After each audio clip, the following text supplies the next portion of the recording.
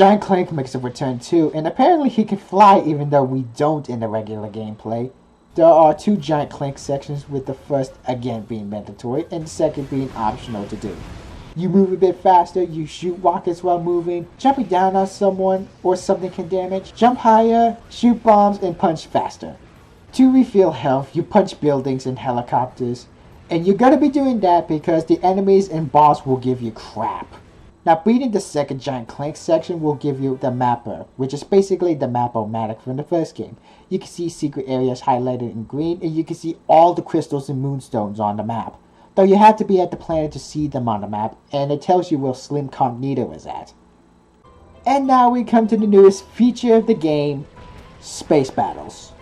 In space, you can do simple things. You can shoot at enemies with either blasters or missiles, and you can actually boost. Slim Cognito doesn't just upgrade weapons, he also has a ship shack. You have to collect Raritanium to unlock more weapons and upgrade your booster and shield. There are mines that can explode on contact with enemies, but if these mines are untouched, they can shoot electricity around them and damage ships. There's also torpedoes, and the most powerful of all, the nuke. It basically one-shots enemies and makes a big explosion. It takes one perfect shot and then booyah, you'll wipe out most of the enemies.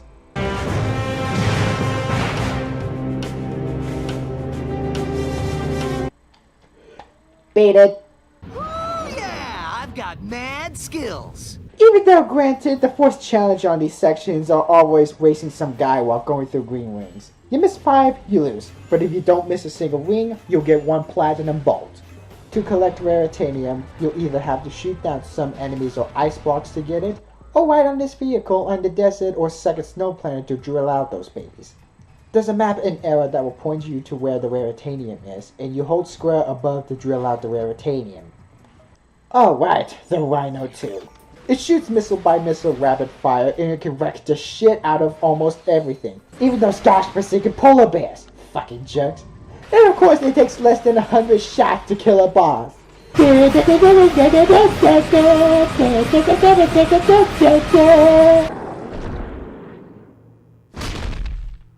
the only boss where the Rhino 2 does jack shit is the giant mech. You have to get on the turrets to shoot the thing, and while I'm glad that the Rhino doesn't immediately beat it, it drags. If you ask me, the Rhino 2 can make your life easier in this game. Oh, and there's also this Zodiac or whatever that can kill any small enemies in sight with 1 shot. I actually did not know about this until I found that the Ratchet & Clank remake Rhino cards tells you that yes, the Zodiac is so powerful it belongs to the Rhino family. As powerful as it is, I don't really use it much. I just have my fill with the Rhino too. Now, the challenge mode. You keep all the weapons and a few gadgets as usual. Though in the new challenge mode, there are these new mega weapons to buy. But first you'll have to level up the original weapons before getting the new mega weapons.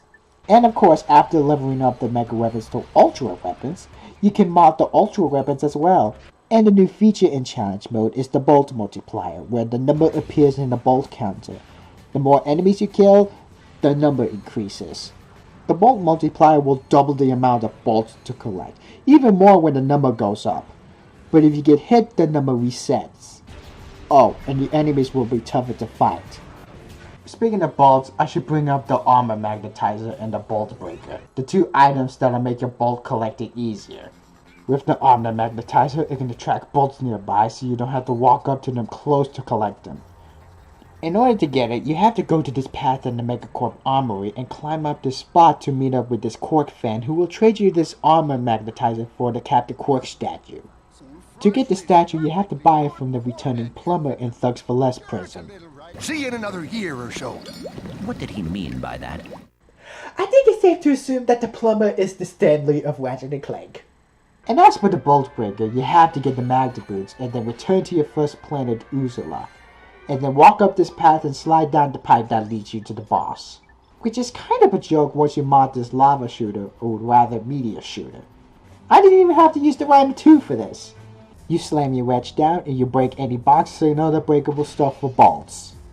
The skill points are back, and of course they unlock stuff after doing a certain amount of skill points in the specials menu. like a couple costumes and big heads that I don't really care for, but I'm sure some people might enjoy them. But I digress.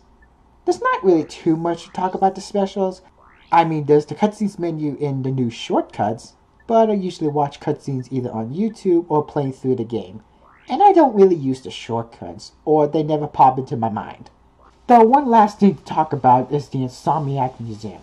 To start off with, there are a few methods of going there, but the one I like to use is when you use this grind rail section on Bolden. You smash into a pole and then right after, you glide over to this area.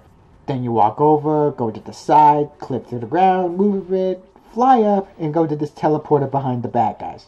Though in my case, I have to use the first person in order to get the better view. You can do this in third person, but apparently I wasn't lucky enough, so I had to use the first person switch. Anyway, here we are, the Insomniac Museum. Basically, it's a place where it shows you some content that was cut from the game. Though it really doesn't do it for me, honestly. I'm sure some people might be interested, but not me. I mean, the best thing about the museum is the hardest electrolyzer puzzle. Oh, and the first person thing? I don't really use this, and I'm not usually a fan of first person, unless it's Alien Isolation or Half-Life 2 or Garry's Mod. Though the funny thing to mention is that you got a glitch where if you double jump close to a wall and rapidly tap square, you can actually fly up. The graphics in this game are the same as ever, although when it comes to flying in space, the backgrounds are different, rather than just a simple dark blue void with white dots. And the music is still pretty good, and it's composed by the same guy, though some tracks aren't really that great. Of course, there are more bosses to fight than in the first game, and there are multiple paths to go through, just like the original game. Though, as great as some of the extra stuff is, compared to some levels to the first game, it's a bit tricky. Some levels I thought are pretty fun, but others, it's kind of lame and boring, like the Clank stages. Not to mention, as fun as some levels are, only a few of them feel like it could go on a little too long. But thankfully there are checkpoints and vendors along the way, so it's fair to say the least. But sometimes the level design isn't really all that fun.